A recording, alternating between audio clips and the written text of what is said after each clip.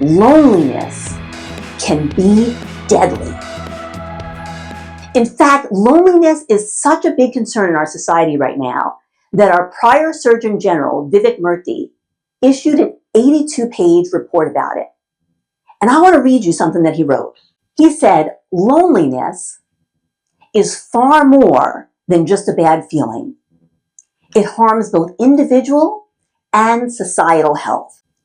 The mortality impact of being socially disconnected is similar to that caused by smoking up to 15 cigarettes a day, and even greater than that associated with obesity and physical inactivity. Now, lest you worry that I am taking us down a dark and lonely road today, do not fear, because there is a solution, an antidote to loneliness. Friendship is the antidote to loneliness. So I have some thoughts, some observations that I want to share with you today about friendship. And here's the first thought I have. For any friendship to start, someone has to initiate it. Sometimes it's both people. There was a party this past year, and there was a guy named Jeff, and he told a funny story. Now, if you're thinking Jeff Bezos, I'm sorry. I was not invited to the wedding. I like to think that my invitation was stuck in the mail somewhere. So this was a different Jeff. And he told this story about him and a friend named Rob and a bike ride they took. And I laughed. It was a really funny story. But in addition to making me laugh, his story also touched me. Because underneath the humor, what that story was really about was about male friendship. And as hard as it is for any of us as adults to make new friends, it's even harder for men. I'm going to read you some statistics, and you might have heard these recently because this has been all over the news. There was a survey done by American Perspectives in May of 2021, and in that survey, 15% of men reported having no close friendships at all. None. And the data that came out recently that you might have heard came from the Gallup poll.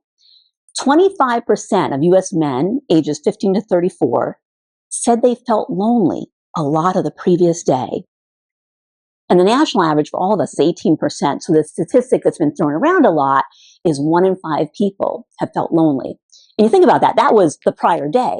So I think in a lifetime, probably most of us at some point have felt lonely. And I won't ask you if you have, I think that's personal, but I will tell you that I have. I felt lonely. And so I asked myself, what is it that stops us from initiating friendship? Because on one hand, we know it's pretty straightforward and easy. Some of you said things like activities, hobbies, right? We know, oh, you're lonely, go out and do something, find something you're interested in, meet people that do what you do. But why don't we do that? Reason for that is because of the risk involved. And there's a host of risks involved in friendship. There's a risk at the beginning, and there's risks that come along. In the very beginning, when you initiate a friendship, you don't know if the person's going to accept you. Are they going to accept your invitation to friendship? Sometimes you get rejected. Sometimes it's because you don't click. And other times it's just because people are busy. It really wasn't something about you. But you know what? No matter what, you feel rejected, right? Doesn't matter the reason. And then there's other risks that come along. And that's the loss of a friendship. Sometimes that loss is for just ordinary reasons. Sometimes people move, so you're geographically separated. People get busy taking care of kids, taking care of parents, taking care of pets, working many, many hours, taking care of your house. And so those friendships can end up drifting away.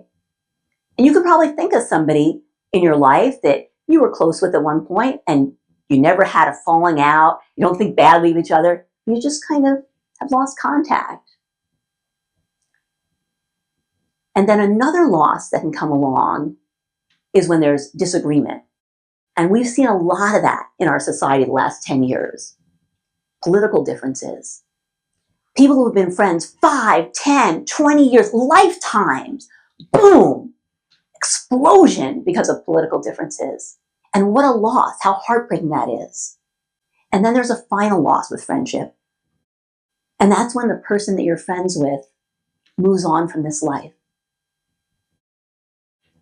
And all of these things, these risks, these losses, make it very hard for us to take that step to initiate new friends, even though we desperately want to. And so I asked myself, what can we do to overcome those risks so that we'll take that step so that we can enjoy those friendships? And what I think the key is remembering the joys and the benefits we got from friends. Think about for a moment a special time in your life where you were just happy being with someone. And it probably wasn't some huge, special, fancy event. Probably wasn't the wedding of Jeff Bezos and Lauren Sanchez. It's probably just a moment that you were doing something that you all enjoyed, and you were with someone who accepted you fully and completely as you are. And you had that moment of peace, that moment of joy, that moment of happiness. Don't you want to experience that again? I do too. And I want to close by sharing with you about a special friendship in my life. And this was someone who greatly influenced me and makes me take the risk to initiate new friendships. Her name was Angela, and we met going to school at Portland State. Both of us had a lot in common. We both had bachelor's degrees already in other fields. We both had recently taken care of a parent at a fairly young age. We had both worked in the nonprofit field for many years, and we loved studying accounting. We would sit down in Pete's coffee shop in Lake Oswego for hours just going over accounting problems. And then between terms, we'd go hiking and walking. And very sadly, Angela left this earth at a far younger age than I would have liked. But there's something that she did that I will never forget. When we were going to school together at Portland State, I was hit by a drunk driver, and I was very badly injured. And by the time I got back to school, I couldn't walk properly. I was in terrible pain, and I was walking very slow and would often have to hold a railing.